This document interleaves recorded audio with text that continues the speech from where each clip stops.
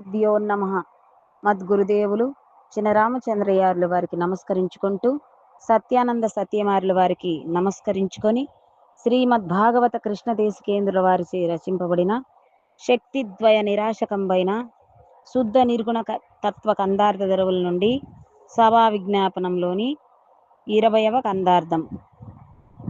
మోదమున పొద్దుబోకకు వాది ప్రతివాదులగుచు వరగురు శిష్యుల్ వాదించురనుసునొక సంవాదము కల్పిస్తి కలగా వదలక వినుడి.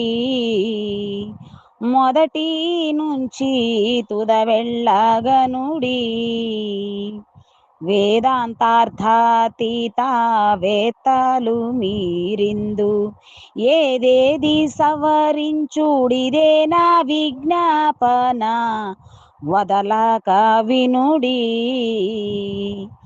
మొదటి నుంచి తుద వెళ్ళగనుడి. శ్రీ గురుభ్యో నమః. ఆత్మానాత్మరహితం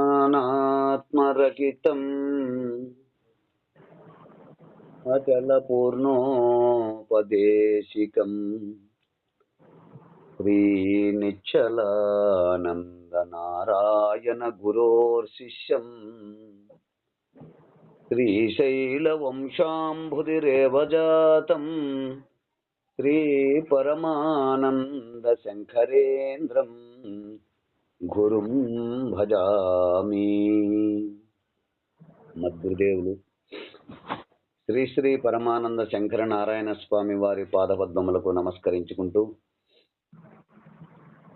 శ్రీమద్భాగవత కృష్ణదేశికేంద్ర ప్రభువులచే విరచితంబైన శక్తిద్వయ నిరాశకంబైన శుద్ధ నిర్గుణ తత్వ కందార్థ దరువులు సభా విజ్ఞాపన నుండి ఈరోజు మనము 20వ కందార్థాన్ని విచారించుకుంటున్నాము.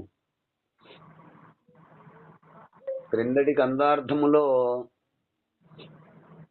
మరలా జన్మ కలుగుటకు కారణమేమి అను విషయము నేను మీకు చెవుల పండుగ అయ్యే విధముగా వివరించును. నేను వివరించబోవు వివరణ ఆగమ నిగమ ఉపనిషత్తులు మొదలుగా గల తత్వశాస్త్రములకు అతీతమై మనస్సునకు గాని బుద్ధికి గాని అందక అతీతమై ఉన్న వస్తువు ఏదైతే ఉన్నదో దానిని మీకు సాంఘోపాంగముగా వివరించుచున్నాను. దీనిని మీరు మనసిచ్చి వినుడి. అదియునుగాక మొట్టమొదట నీవు పుట్టినావా, ఇప్పుడు అనుభవించుచున్న జన్మ ప్రారంధము ఎటువంటిది, ఈ జన్మమునకు అంతమేది అను విషయములు నేను బాగుగా పరిశోధించి నే గుర్తెరిగినదంతయు మీకు వివరించదను అంటూ క్రిందటి కందార్థములో విచారించుకున్నాము. ఇక తదుపరి కందార్థము సభా విజ్ఞాపనలో 20వ కందార్థము గ్రంథ రచనోద్దేశము. అంటే ఏ గ్రంథమునైనా రచించుట పట్ల ఆ గ్రంథకర్తకు ప్రత్యేకమైన అభిప్రాయము కలిగి రచించును. అవును. దీనినే కవి హృదయము అందురు. రవి ఎరుగనిది కూడా కవి ఎరుంగును అను నానుడు కూడా గలదు వేమన పద్యములో. రవి కానని చోటు కవి ఎరుంగును, కవి ఎరింగిన చోటు రవి కానడు అని మనకు వేమన శతకములో కూడా పద్యం తెలియచేస్తారు. కాబట్టి రవి ఎరుంగనిది కూడా కవి ఎరుగును అను నానుడి గలదు. గ్రంథ పరిశీలన పట్ల పరిశీలించువారు ఈ కవి హృదయము పూర్తిగా అవగాహన కలిగించుకొని గ్రంథముపై అభిప్రాయము వ్యక్తపరచవలెను. ఇది సాంప్రదాయం. అవును. అట్లుగాక స్వయంగా ఎవరికి వారు గ్రంథమును గూర్చి పరిశీలించినా అది వారి వ్యక్తిగత అభిప్రాయము కాగలదు. కవిత్వం అనున్నది దైవదత్తము కావచ్చు, ఒక వరము. అవును. ఇది లౌకిక ప్రయోజనాలను ఆశించకుండా ఆధ్యాత్మిక పురోభివృద్ధికి తోడ్పడుతూ లౌకిక జీవితములో శాంతిని, ఆనందమును పొందగలిగినదై ఉండుట ముఖ్యమని, అందుకై ఈ గ్రంథ రచన చేయబడినట్లుగా తెలుపబడుచున్నది. ఇంతేగాక ఒక అతీతమైన ఆధ్యాత్మిక సత్యమును ఆ సభయందు చర్చించుటలో సమగ్రమైన అవగాహన చాలా అవసరమై ఉన్నది. అట్టి మార్గమందు తీవ్రముగా కృషి తలిపిన మహాత్ములు ఆ సవరణ చేయుటకు అధికారము కలిగి ఉన్నారు. పరిపూర్ణ బోధ ఒక విలక్షణమైన మార్గము. జన్మరహిత విధానమునందు తెలియజేయు మార్గములలో ఆ జన్మ కర్మలకు కారణమైన అధిష్టాన బ్రహ్మమును నిరూపించుట పట్లనే విభిన్న సిద్ధాంతములు ప్రయత్నించి అదే గమ్యస్థానంగా నిర్ణయించి ఉన్నారు. ఇవే మతములు. పరిపూర్ణ బోధ ఈ మతములకు అతీతమై కేవలత్వమును ప్రతిపాదించు ఒక సిద్ధాంత మార్గమై ఉన్నది. కనుక ఇట్టి సిద్ధాంతమును ప్రత్యేకముగా తెలుసుకొనుటకు అంతకు ముందున్న మార్గములను గురించి సమగ్రముగా తెలియవలసి ఉన్నది. అట్లు కానిచో ఈ రెంటికే భేదమును గుర్తించుట కష్టము. కావున గ్రంథకర్త తన గ్రంథమునందు ఈ తేడాను గమనింపజేస్తూ సిద్ధాంతాన్ని ప్రతిపాదించడములో ఈ కందార్థము విజ్ఞాపనగా తెలుపబడుచున్నది. ఇక సభా విజ్ఞాపనలో 20వ కందార్థము మోధమున్న ప్రొద్దుపోకకు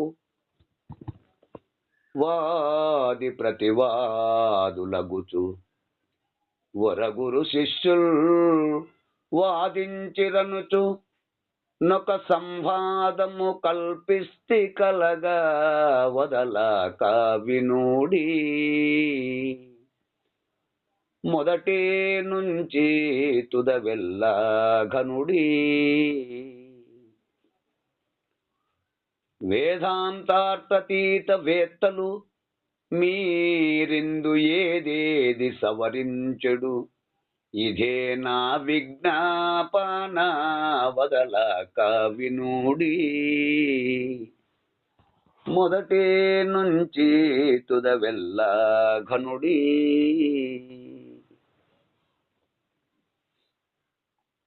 ఈ కందార్థమునందు వేదాంతార్థతీత వేత్తలు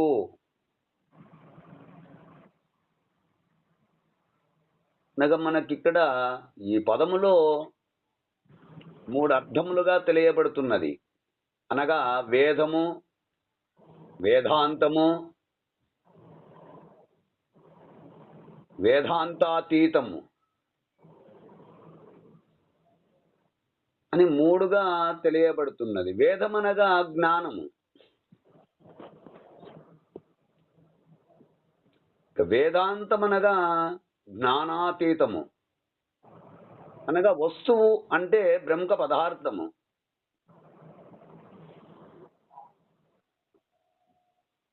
ఇక అతీతమనగా విలక్షణమైనది. వేత్తలు అనగా ప్రజ్ఞ గలవారు. కనుక వేదాంతార్థము అంటూ మనకిక్కడ తెలియచేస్తున్నారు.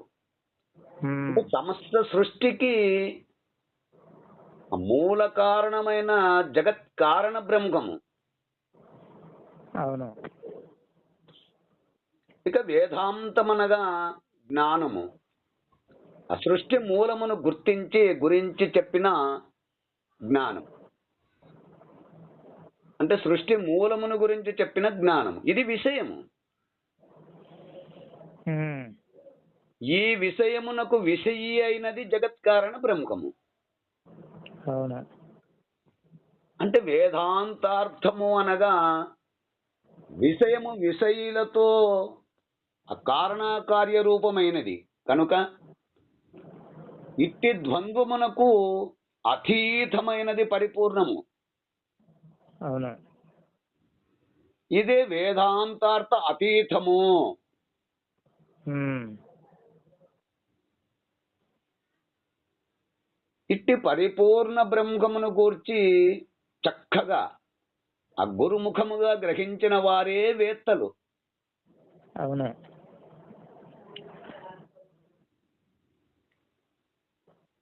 ఇట్టి వేత్తలు మాత్రమే ఈ గ్రంథములో ఏదేది సవరించవలెనో వాటిని సరిదిద్దవలెను అంటూ శ్రీకృష్ణ దేశికేంద్ర ప్రభువులు తెలుపుతున్నారు వారి అభిప్రాయం.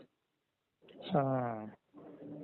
మోదమున ప్రొద్దుపోకకు అంటే ఆనందప్రదముగా ప్రొద్దు గడుపుటకై.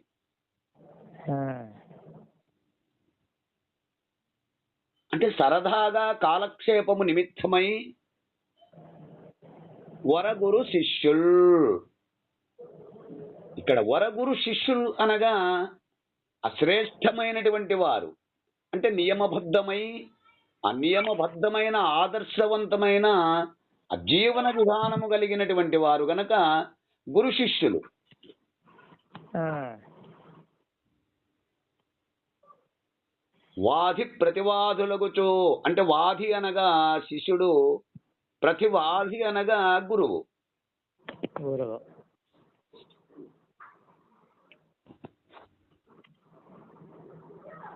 అంటే గురు శిష్యుల రూపముగా ఒక ముఖ్యాంశము నిర్దేశించుట పట్ల చేయు చర్చలో పాల్గొన్నారు. ఉమ్. ఇక్కడ ముఖ్యాంశము నిర్దేశించుటకు అనటములో ఇక్కడ ఉన్నవి రెండు. ఒకటి శాశ్వతమైన పరిపూర్ణము, రెండవది జగత్కారణమైన బ్రహ్మ అంటే మాయాసబలిత బ్రహ్మము, ఎరుక బ్రహ్మము. ఈ రెండింటిలో రెండో బ్రహ్మమనడానికి వీలు లేదు గనక ముఖ్యాంశమును నిర్దేశించుట పట్ల చర్చించుకునేటువంటి పాల్గొన్నారు, ఆ చర్చలో పాల్గొన్నారు. అందుకు అక్కడ వాదించిరనుచు అంటే చర్చించబడుతున్న ఒక సంవాదము.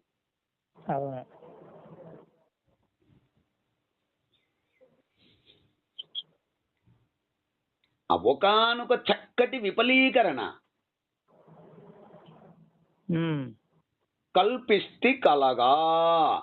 కల్పిస్తి కలగా. కల్పన అంటేనే లేనిదైనా అంటే నిజము కానిదైనా విచారించబడుతున్నది.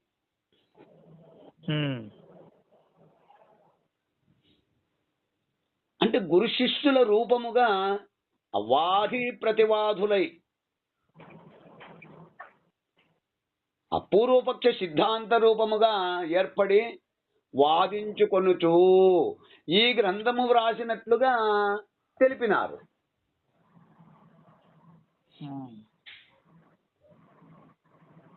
అయితే ఇదంతయు కలవలే గ్రహించుమన్నారు. అవునా? చెప్పినది విన్నది నేనే, చెప్పినది నేనే, విన్నది నేనే, రెండు నేనే. వాది ప్రతివాది రెండు నేనే, శిష్యుడు నేనే, గురువు నేనే. అంటే నేను కల వంటిది కనుక నే చెప్పినది నీవు విన్నది ఈ రెండును కలలో జరిగినట్లుగా భావించవలెను.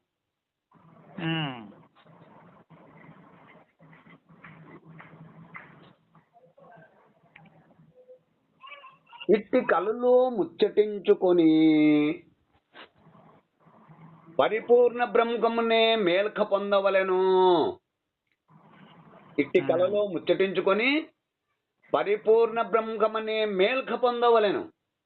ఆ, కనుక వదలాక వినుడి అంటే ఏ మాత్రము నిర్లక్ష్యము అశ్రద్ధ చేయకుండా వినండి. ఉమ్,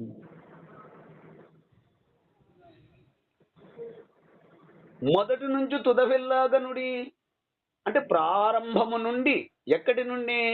గ్రంథ ప్రారంభము మొదలుకొని గ్రంథ రచన ముగిసే వరకు విడిచిపెట్టకుండగా విచారించండి. చివరి వరకు.